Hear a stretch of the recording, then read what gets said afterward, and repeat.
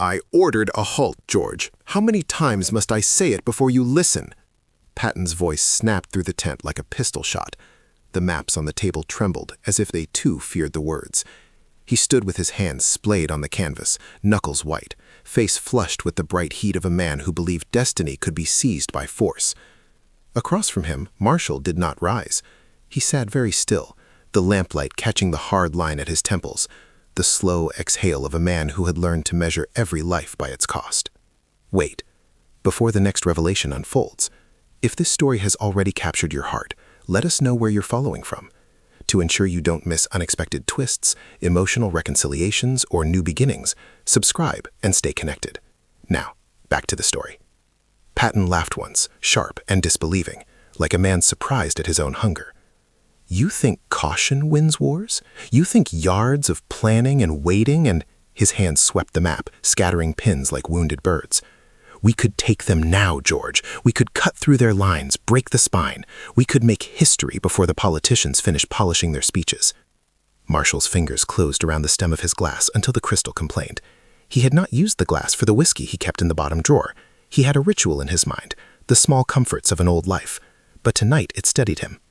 He set it down with an economy of movement that was almost more violent than Patton's storming.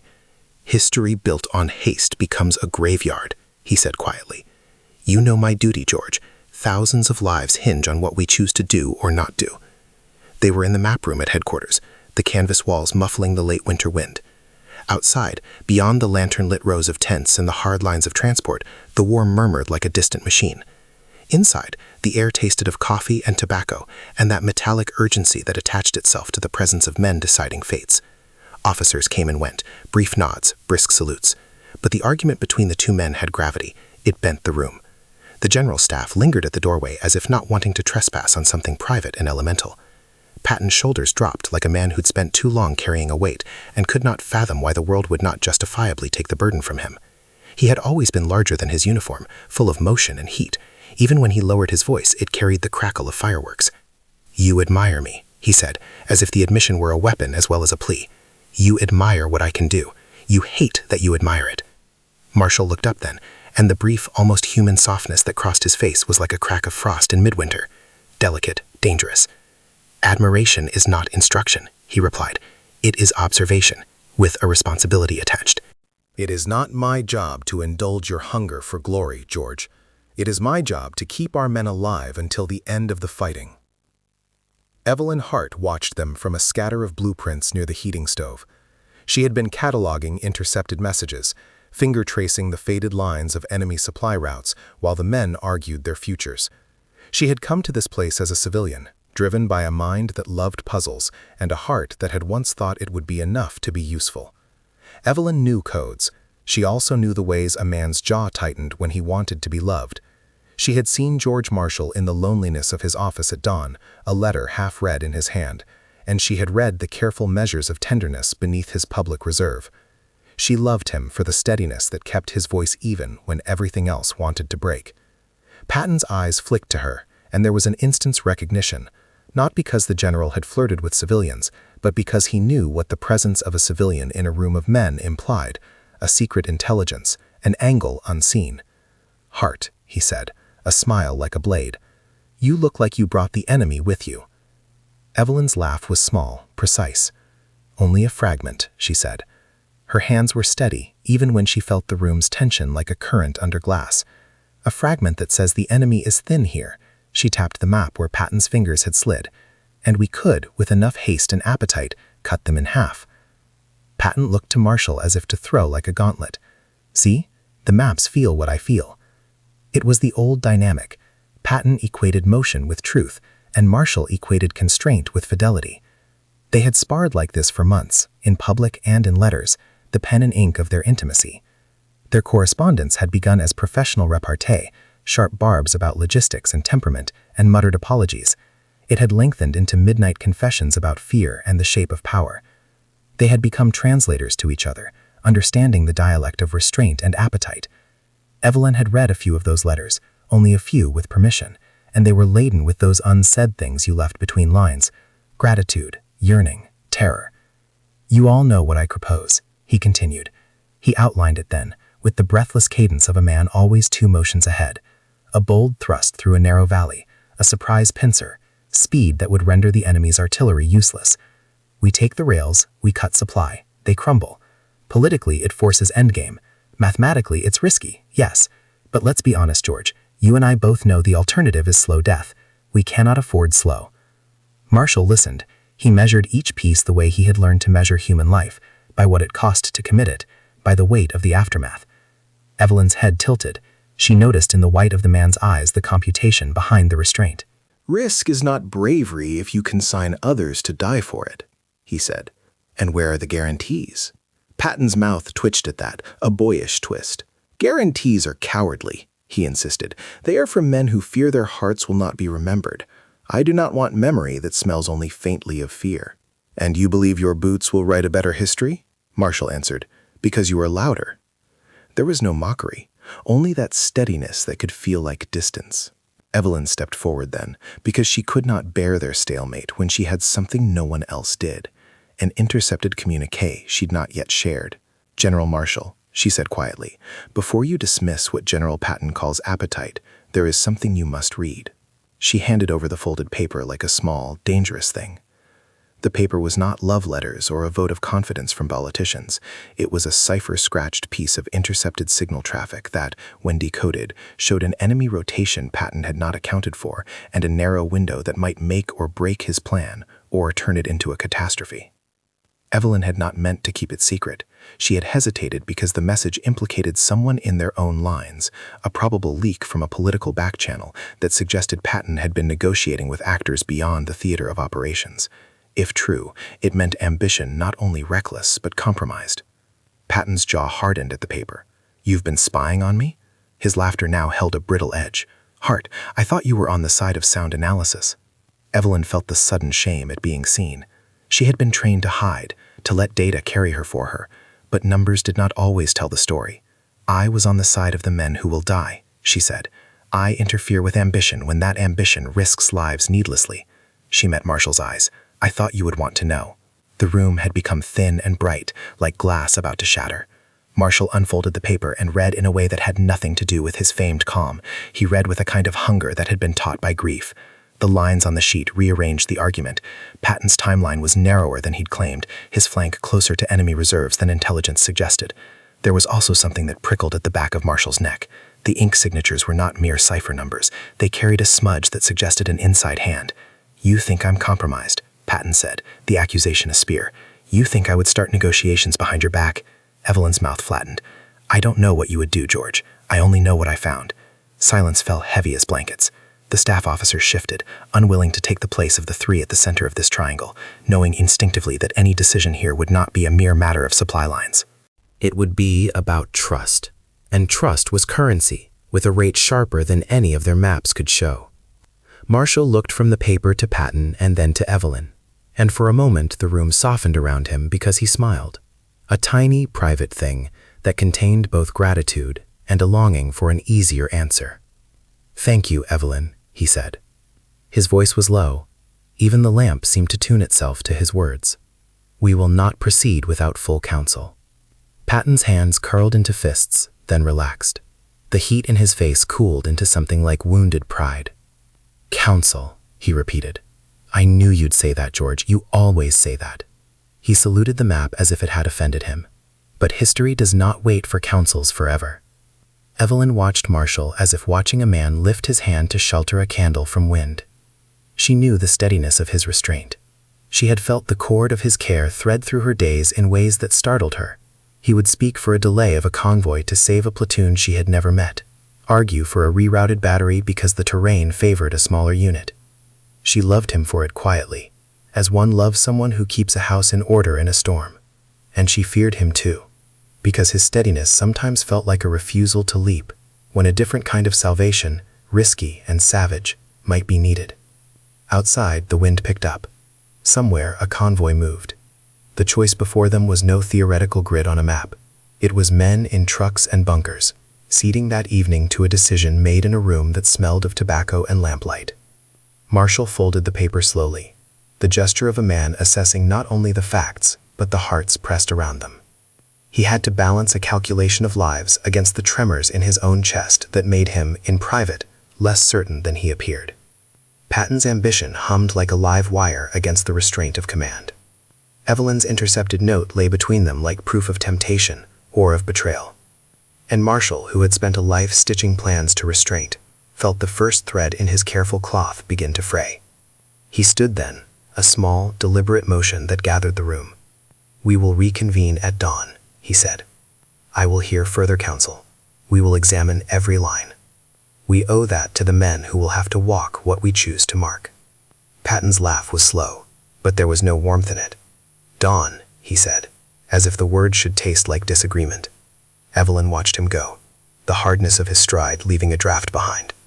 When the door closed, the lamplight revealed the echo of a letter in Marshall's hand that he had not mailed. A line he had written once: "Do not confuse my caution for indifference," and under it an inked confession he had not meant for anyone. She had read too many of his private pages to be surprised by the tenderness. She was surprised by the fact that tenderness sometimes made even the most precise men hesitate. In the quiet, with Patton's shadow still on the map, Marshall unfolded another sheet from his desk drawer and smoothed it like a balm. He would sleep on it, he told himself, though sleep in war was a loose thing.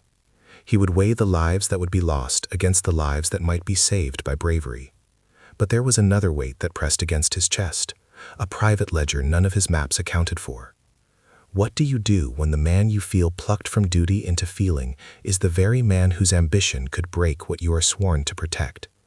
The question sat between him like an ember. Dawn would not bring answers, he knew. It would only force choices. The dilemma settled in like winter. Marshall walked the line at first light because the arguments in the map room had left a residue in him that could not be washed away by coffee or counsel. The camp smelled of iron and breath and the wet leather of kit. Men shifted under blankets like ragged tides. A sergeant, seeing his silhouette, straightened as if posture might make the world steadier. A medic pushed past with a stretcher so sudden his eyes met Marshall's and then slid off, not wanting to draw the general into a scene that already had too many witnesses. There was no trumpet to announce judgment. There was only the sound of the wounded, an animal noise half human, half distance, myriad tiny verdicts against any theory that valor could be measured in pages. Marshall stopped by a cot where a young corporal stared at him as if to measure whether the man stood at the head of the world or only at the edge of one. "General," the corporal whispered, "they said you'd come." Marshall stayed. He listened to the list of names, the broken bones, the unmade plans.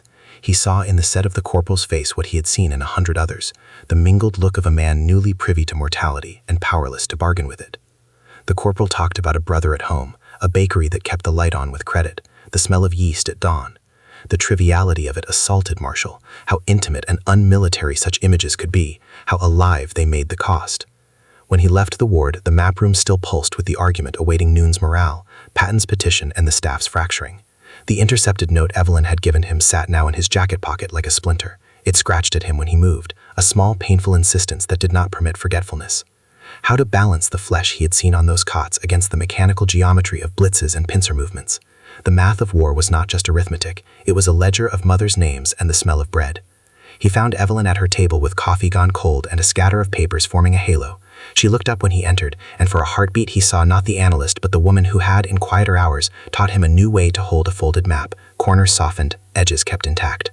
"How long have you had it?" he asked, not wanting her to feel the weight of accusation. 3 nights, she said. "I decoded what I could. I kept the rest because I hoped you would see what I saw." She pushed a transistor across the table and, with a small conspiratorial motion, played the fainted hiss of a voice, croaked from transmission and age, that suggested meetings in rooms his staff did not attend. Marshall heard the hum of politicking, the names that glittered like coins in the mud. A young senator with a mouthpiece in Paris, a press attaché who favored dramatic dispatches, an industrialist who whispered about reconstruction contracts. The signals were thin, but there. Ambition was a latticework that reached beyond uniforms. Patton's desire glinted in that lattice like a bright, dangerous thing that could be polished or used to cut. Evelyn watched his face as the details collected. "It's plausible he didn't know," she offered, because she wanted to salvage him from ruin as well as from calumny. Ambition forces people into rooms. They get promises in those rooms. They leave believing the promise is theirs to act on. Marshall inhaled. Or he believed he could bully destiny into being his ally. He looked at Evelyn then, seeing the tightness in her jaw, the restraint she assumed as easily as he took counsel. "Did you tell anyone else?" "No." Her answer was immediate and honest, which made his chest ache. She had learned discretion in a field that demanded it. But her hands, when they opened, were not idle. "I wanted you to know, because I trust you to choose." Trust carried its own burden. He recognized the pattern. Men trusted him to save lives, and women trusted him to preserve soft things from the battering of necessity. He did not always succeed. By noon the tent hummed with contra-suggestions. Officers, some with their own thirsts for headlines or promotion, batted opinions like currency. Patton arrived with his swagger sharpened by the public need for a hero. He answered questions with the ease of a man who had been performing his own legend for years. When he spoke of injuries he would prevent by cutting supply, it sounded less like calculation and more like prophecy. "You have math, George, and you have belief," said one young colonel. "But there's more to it if we pull the strings." Patton's eyes glinted in that way that meant he was 2 chambers ahead. "Pulling strings is for men who are content to be second-hand heroes," he said. "I would rather be the hands that give the shape." The day wore on with each hour widening fissures. Staff officers divided into camps, whispers riding the air like small, precise arrows. Someone brought up the prospect of a political veto. Someone else argued the enemy lines were brittle and would snap if pressed. The debate became less about charts and more about identity, what kind of men they wanted to be when it was their names preserved on bricks, and not only a ledger. Marshall moved among them, a lodestone. He asked the right questions, slowed the tempo of things with a patience that could feel, to others, like obstinacy. But patience could be a weapon too. It was a discipline learned in the quiet of a study, a life animated by the belief that lives counted more than laurels. He thought again of the corporal's brother and the smell of the bakery at dawn. He thought of Patton's face when he said, earlier, that Marshall admired him and hated that fact. There were intimacies between them now. Letters read in the dark, small fleeting touches in the doorway, a grief unfolded in words folded into envelopes. Those intimacies complicated his calculus. Late that afternoon, as gray dug its claws into the sky, Marshall retreated to his private tent and read a letter he had never intended to send. The paper smelled like other papers, cedar and ink, the careful concatenation of penmanship honed by duty. He had written it for reasons that were not solely strategic. Some sentences were rawer than any dispatch. "I find myself less sure in pages than in your presence." He recalled the night when Patton had come to his window and talked of his father and the need to be needed. Then a line that had never been mailed. "If you would ask me to prevent you, I would choose instead to save you." The thought of giving that letter changed him. It was a confession of a trellis in which his heart had grown dark ivy, necessary, possibly useful, sometimes suffocating. He folded it back into the drawer, and, because he could not write to the man who would most disrupt him, he wrote instead to Evelyn. Her reply came unexpectedly. She found him waiting by the stove, and when she sat, her face held a new hardness. "They called me a meddler," she said, "a civilian who should keep to her ciphers." Someone wrote that the proper place for a woman is behind a desk, not in the field of war. Marshall listened and felt the old injustice light him like kerosene. "They fear anyone who interrupts their narrative," he said. "They fear truth more than strategy." Evelyn's fingers brushed his across the table, a casual touch that was not casual to either of them. She looked at him with a vulnerability that might as well have been a plea. "Do you trust me?" she asked quietly. Her voice trembled only a little. She had grown so used to ordering facts that speaking of faith felt like stepping into a room without instruction. He looked at her as if measuring her against the months of shared labor. "I trust you with the things that matter," he said. The words were neither confession nor shield. They were a ledger entered, a truth made public between two people who had made themselves constables of each other's secrets. Even as the night closed, the problem did not dissolve. A courier arrived with a dispatch from Allied liaison, a letter steeped in political urgency that favored action and called for a decisive blow. The tone of the letter leaned toward theatrical victory. Someone in high places wanted a headline to change public taste. The dispatch made a case for speed, framing boldness as necessary to morale. Patton read it with a grin that was all danger and hunger. "There," he said. "They see it. They want it." Marshall felt something like ice and then a heat in his chest. He understood the reasoning. Politics demanded spectacle, and soldiers needed morale. He also understood the other side. Politics could be the hand that dangled pawns for the sake of applause. The liaison's words were a lever. Who would push? That night, the tent was smaller and quieter, as Marshall and Patton met alone under a single oil lamp while the camp breathed. Patton looked exhausted and alive at once, the way a man is after a performance. He poured 2 cups of coffee with clumsy hands and handed one to Marshall with the sort of intimacy that made the lamp seem a little too bright. "We're at the edge," Patton said. "You can see it. If you take one small step with me." He reached out and tapped the map with 2 fingers, as if the action might change Marshall's heart as well as the lines of battle. "We take the fight. We end the thing." Marshall's response was not immediate. He held his coffee like a chalice and felt the heat through the paper. He could see how the idea, an old man's promise to himself that caution did not mean cowardice, pushed at him. Caution had often been the only thing that protected mercy. He thought of rows of empty beds he had walked that morning and the baker's brother. He also thought of his own loneliness and how Patton's ferocity seemed to want to repair the hollow that duty had left in him. "Do you ever fear," Marshall said slowly, "that your hunger will take other men's breaths instead of your own?" Patton's face changed. For a moment the bravado slipped, and what remained was a man who had learned to be large because the world was sometimes too small for soft things. "I fear the quiet," he said. "I fear being a footnote. I fear that if I don't act, I'll vanish." The admission was a flare of something fragile. Marshall's hand, which had been steady as a surgeon's, trembled. "If you vanish because someone else wrote you into a footnote, that will not be your vanishing," he said. "But if we vanish because we made you a sacrificial piece, then the vanishing will be ours." Patton's eyes were suddenly something like a child's, open, craving, dangerous in their need. He leaned forward, the light catching the planes of his face in a way that rendered him less myth than man. "I don't want to be a piece," he whispered. "I want to be remembered." Marshall felt the old chord in him, wanting to grant such wishes, wanting to be a conspirator in the making of human legend. But he had also been the man who counted the human cost. "Memory built on the bones of men is a poor victory," he said. "You must be careful, George." Even men who love you can falter if they cannot separate what they want from what they must do. Patton's reply was a laugh that shook like a gust. "You always try to teach me restraint, George. Perhaps you think me a child." "Yes," Marshall said. The honesty in that single word was not venom. It was clarity. "I think you sometimes act like a man who has been refused precisely because he deserves the thing he wants." Patton's hand closed on the map, and for one quivering second the room held its breath. "Tell me what to do," he said. The plea was a line pulled tight. Marshall looked at him, at the hunger that had always been the engine of Patton's life.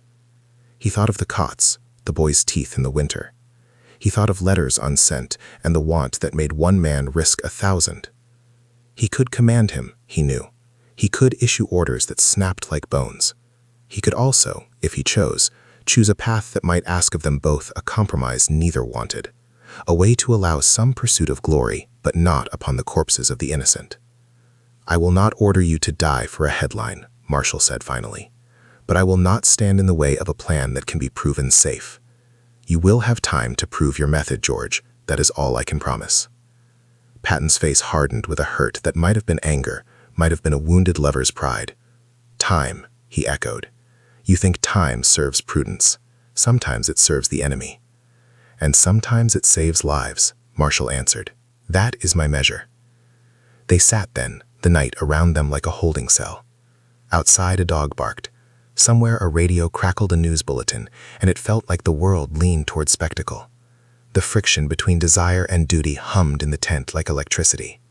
Neither man had won, neither had yielded. The first obstacle had been set.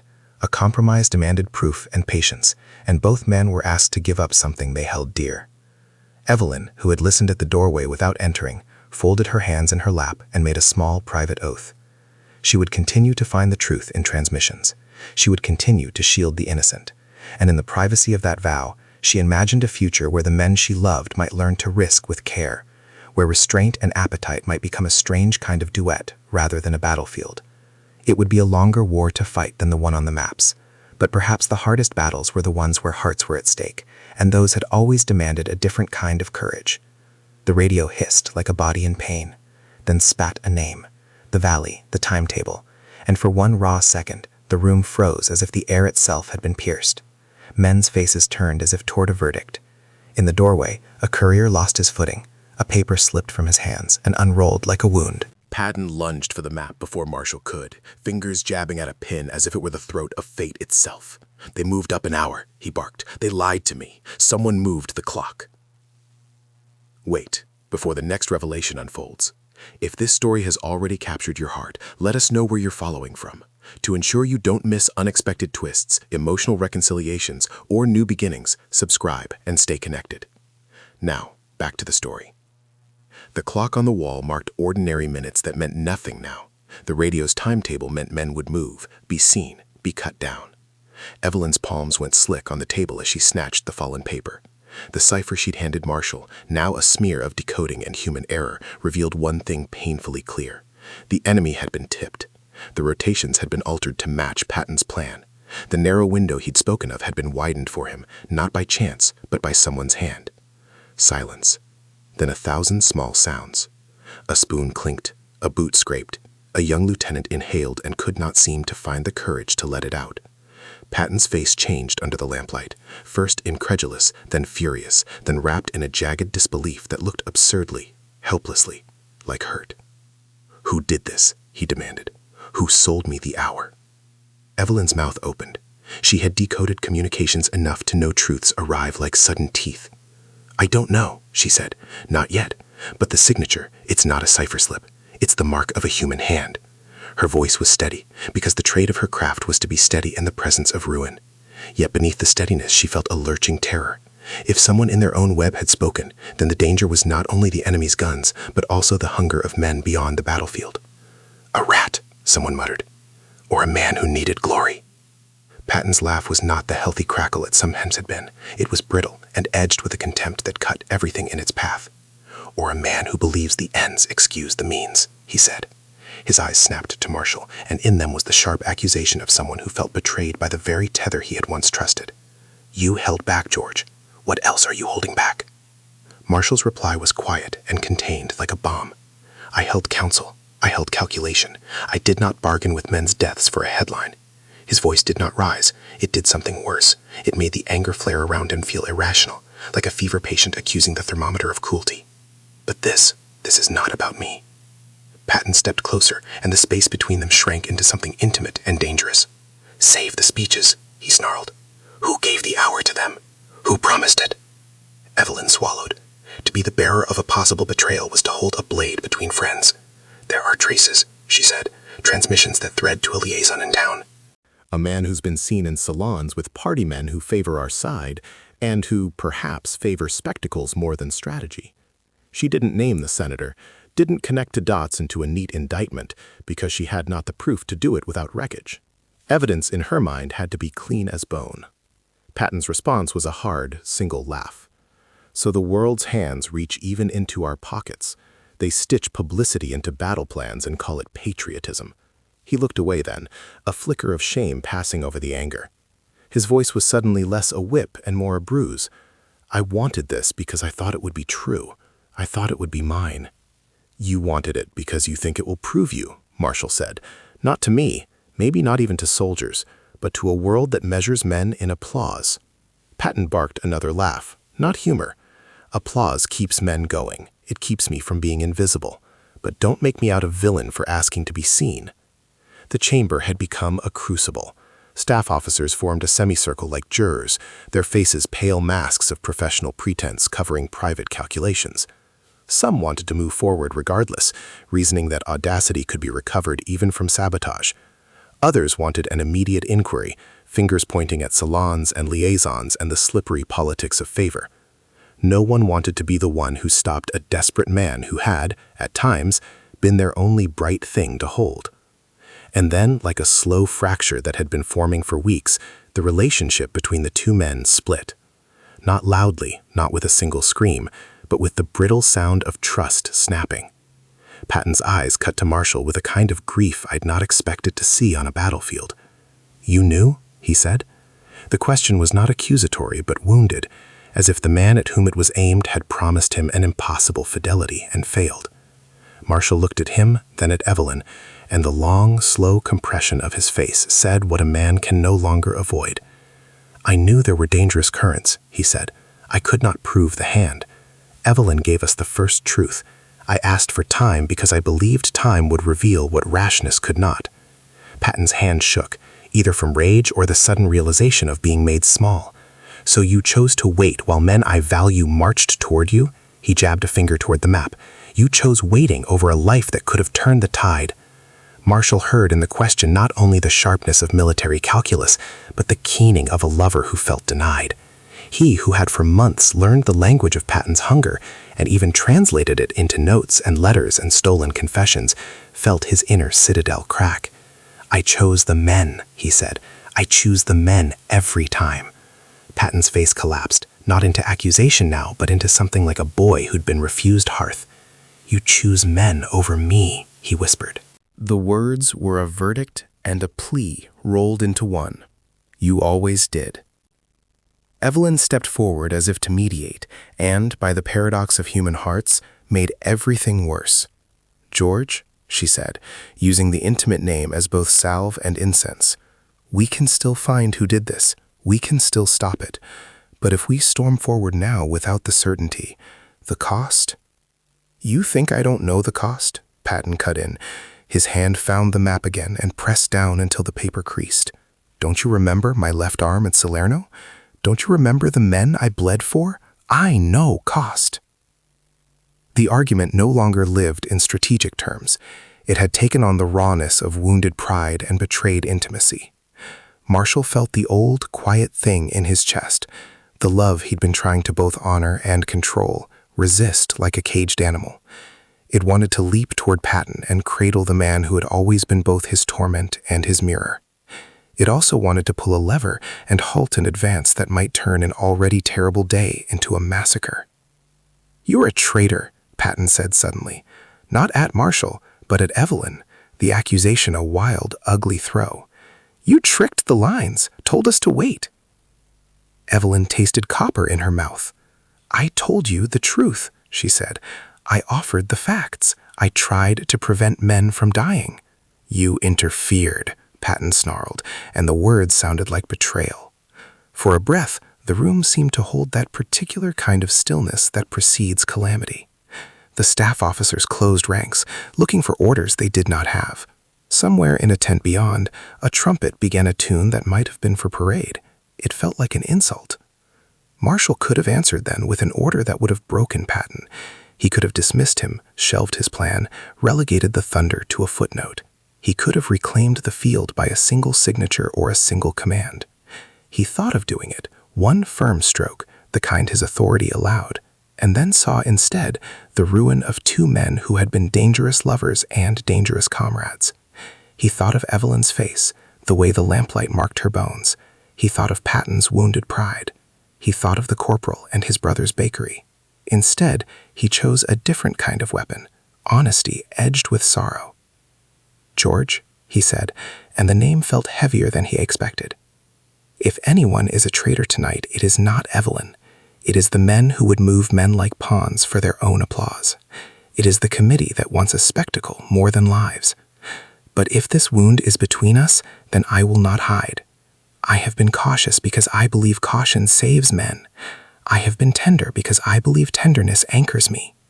If you feel betrayed by that, by my restraint or by the truth Evelyn brought, then I will bear that hurt, but I will not let it drive us into ruin." Patton's face moved through the stages of a man pondering whether to forgive a god. "So you love me enough to stop me?" he said, the question aching for absolution. Marshall did not hesitate. "I love you enough to keep you from being used up for someone else's headline," he said. The sentence landed with a force neither had expected. It was a command, a confession, a reclamation.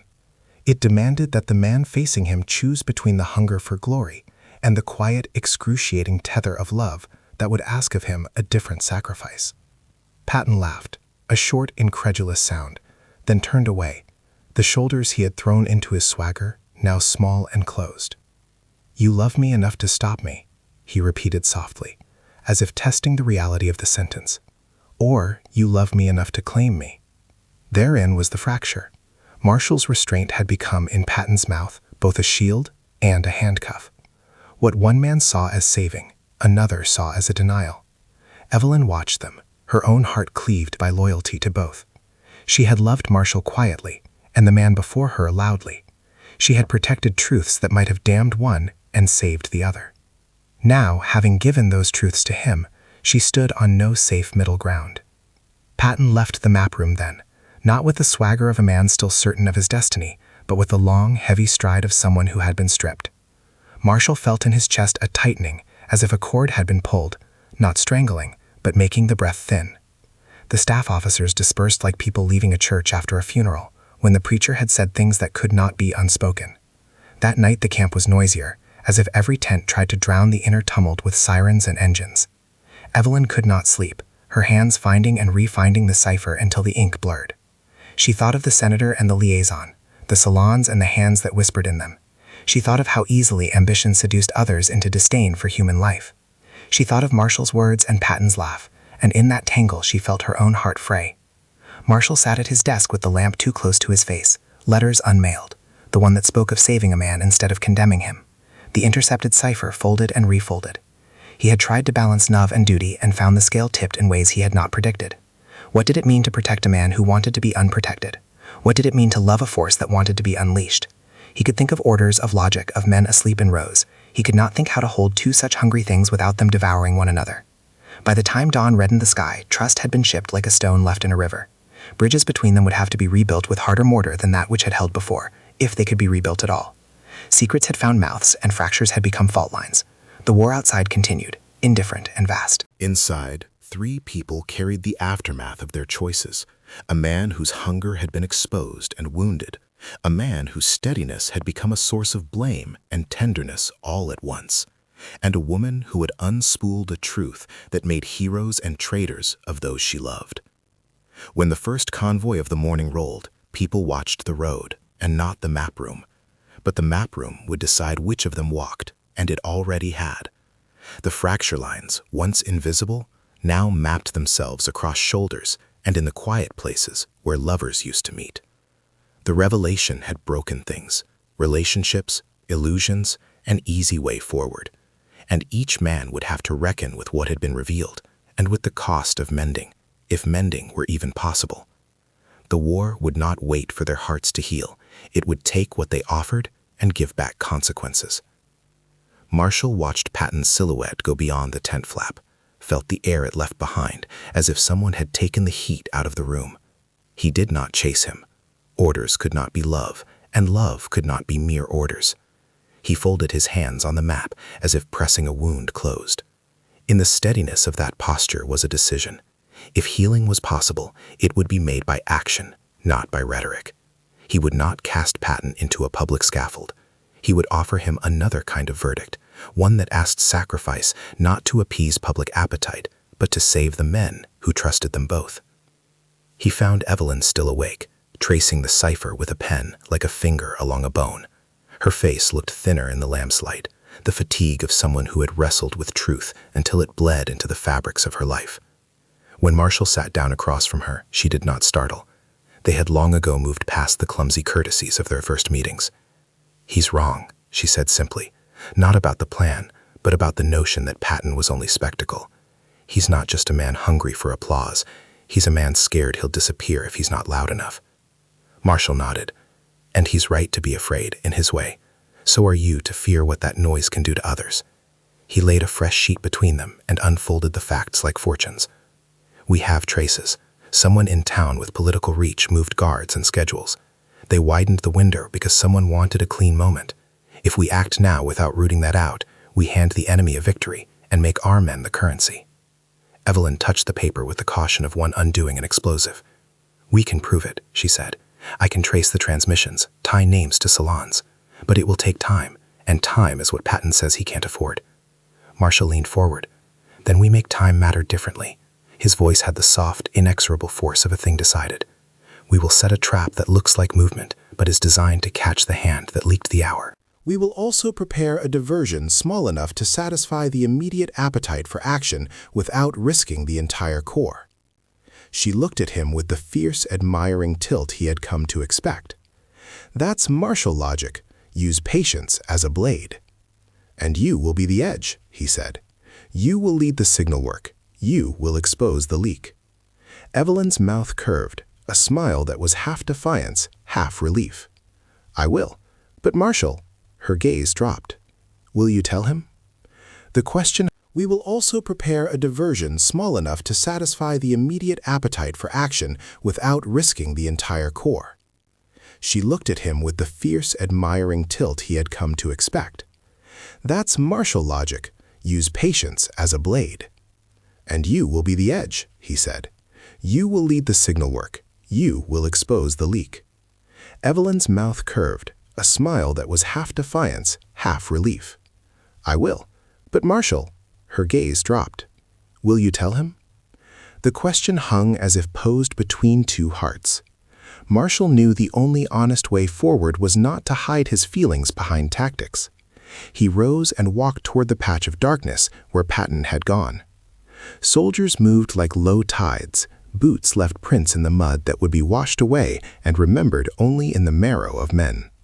He found Patton by a supply wagon, shoulders hunched against the wind, hands fumbling with a letter that had likely been written, then crumpled.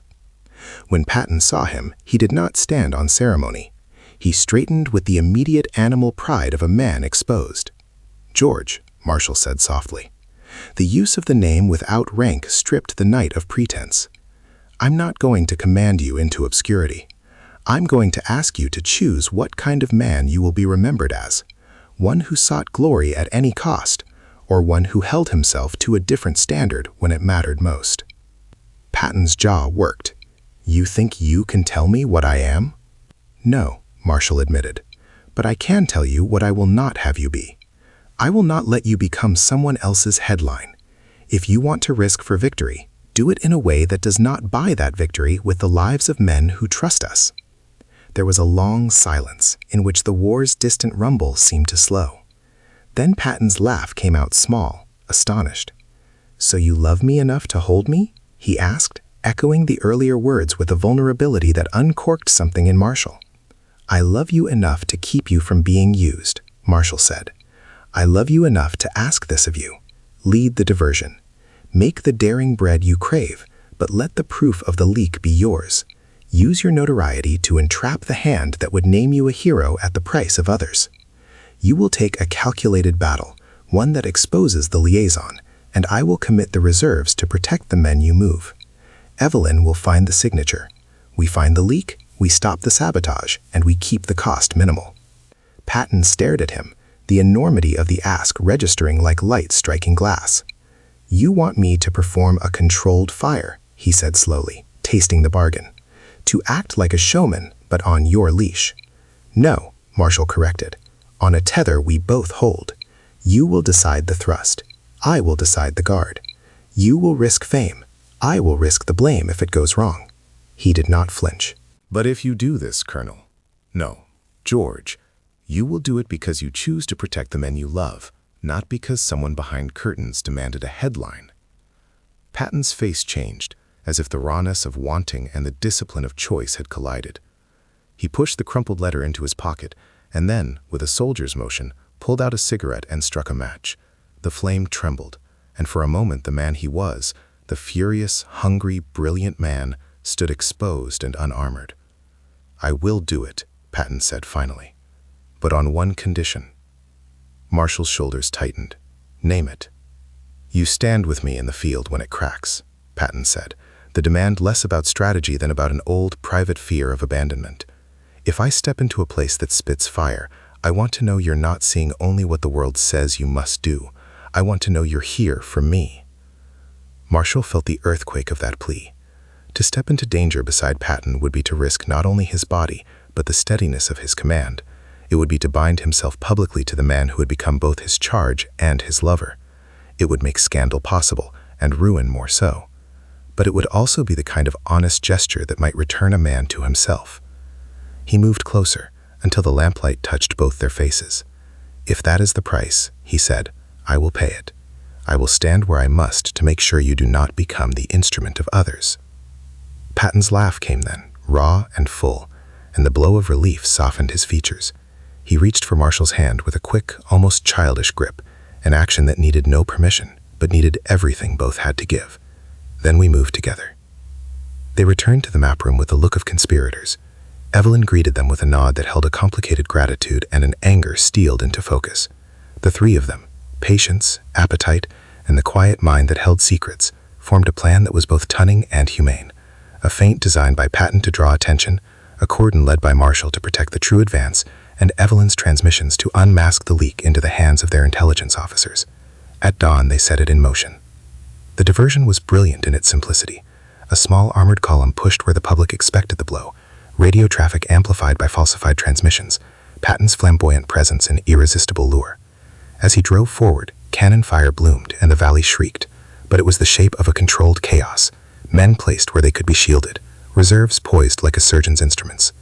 Marshall watched from a ridge, his orders crisp into a field telephone, his eyes not on the glory, but on the faces of the men he had sworn to keep. Midway through the diversion, gunfire found a line that was supposed to be thin. A shell struck inner than any of them had allowed for. In the instant the world narrowed to sound, Marshall saw the flash that would later be described in reports as heroic. Without a moment's hesitation, a calculation of the heart more than of strategy, he left the ridge and ran down toward the line, boots tearing mud. The hand that had always folded maps now clenched into fist. Patton, seeing him move, did something no strategist would have predicted. He broke from the diversion and cut across the open to meet Marshall, the two men bounding like a single animal toward the danger where men screamed and flung themselves behind whatever cover they could find. Evelyn, monitoring from the rear, found the signature even as the guns roared, her fingers flying, her mouth shaping names into accusatory facts. The liaison's network was unmasked. The hand in the salons was revealed. In the smoke, a mortar round fell too close. Marshall felt the rush of heat and the pull of a force that tries to take everything. Something struck Patton's shoulder. The man who had bled in other campaigns buckled, a sound coming from him that was neither man nor myth. Marshall reached him, took his weight, and for a heartbeat they were not generals, but two wounded things clasped in the dirt. "Stay with me," Marshall hissed, voice raw and hoarse. He cradled Patton's head as medics came, seeing not only the injury, but the hard, miraculous fact that the man before him had chosen to be bound by something other than his hunger for fame. Patton's eyes found Marshall's, blazing, incredulous, and weak, and he laughed, a short crackle that might have been a sob. "You said you'd stop me," he muttered. "I said I'd hold you," Marshall answered, fingers pressed against the wound, not to heal, but to anchor, "and I will." Evelyn burst through the smoke with the intelligence officer's report fluttering like a flag. "It's exposed," she cried. "They'll be arrested. The liaison network collapses. We have our proof." Patton's hand tightened in Marshall's, surprising both of them with its ferocity.